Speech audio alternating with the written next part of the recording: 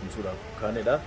Kana booddee saartiin Oromoo akka inni booddeetti hin deebineef viiziniin dhaabbata sirriitti hundeedhaan gajjabaatee gad dhaabbatu akka ta'u keenyadha. Wajjin itti fufna jedheen abdii qaba. Viizinii hojii gara fuulduraatti jenneera. Yaa akkuma beekamu dhaabbanni viizinii kun tajaajilli inni kennu uummata Oromootiif jechaadha. Uummata Oromootitu sirba irraa laala. Akkasumas warra akka leencoo faatu immoo achirraa biraandii qaba jechaadha. Sagliin yeroo dhiyoo keessatti viizinii irra dhufuuf deema. Mee uummanni Oromoo akkamitti maal isinirraa eegu?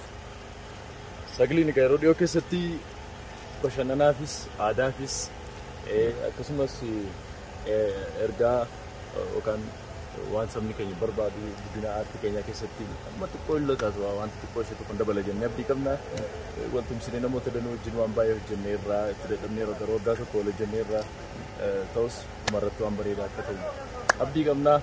Uummata keenya biraan gahuuf qopheedha. Yeroo gaarii. Mee sagaleedhaan nu jedhi xiqqoo sirba sagalee. Irra keessa koofallaa sangaan keenya battali bar sangaan keenya battali.